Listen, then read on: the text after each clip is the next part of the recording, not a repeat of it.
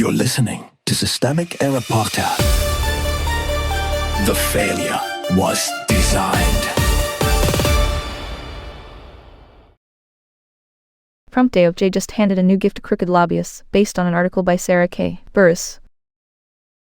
Trump's anti-corruption reversal is not a policy shift, it's an access sale. The point was never enforcement. Pam Bondi's early DOJ memos did not merely change priorities. They stripped away anti-bribery and anti-kleptocracy capacity that had accumulated over decades, then pretended the damage was bureaucratic housekeeping. Trump later finished the job by gutting the Foreign Corrupt Practices Act, killing the shell company registry, and replacing it with a golden visa scheme. The throughline is not reform, it is permission. Power sat at the top. The actors with actual institutional power were clear. Trump in the White House, Bondi at Justice, and the executive branch apparatus they controlled. They did not inherit a broken anti-corruption regime and reluctantly trim it. They actively dismantled the tools that let the U.S. trace foreign money, expose hidden ownership, and punish bribery. That matters because power here is not abstract. It is the ability to decide whether the state hunts corruption or clears a path for it. The misdirection is the mechanism. The framing around FARA is especially revealing. Bondi narrowed attention to cases similar to more traditional espionage, which is a verbal trick designed to blur a lobbying law into a spy story. That is not confusion, it is misdirection. FARA is about foreign influence and undisclosed political pressure, not cinematic espionage. Recasting it as a national security sideshow helps normalize non-enforcement while keeping the language of vigilance intact. Kleptocracy was the business model. The programs Trump and Bondi targeted were not decorative. The Foreign Influence Task Force tracked foreign influence campaigns from Russia, China, Iran, Venezuela, and elsewhere. Kleptocracy efforts pursued dirty money, frozen assets,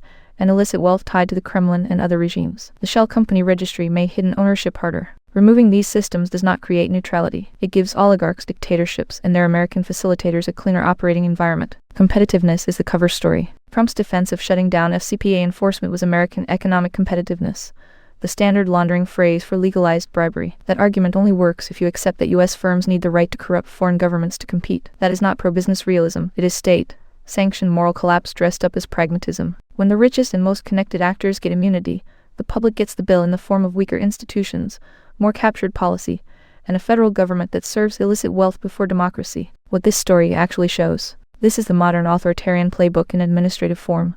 Disable the anti-corruption machinery, rename the wreckage as efficiency, and invite the beneficiaries to call it growth. The danger is not just that corruption increases. It is that the state itself becomes an enabler, a host, and eventually a broker. Once that happens, the problem is no longer a few bad actors. The problem is a governing coalition willing to turn public power into private cover.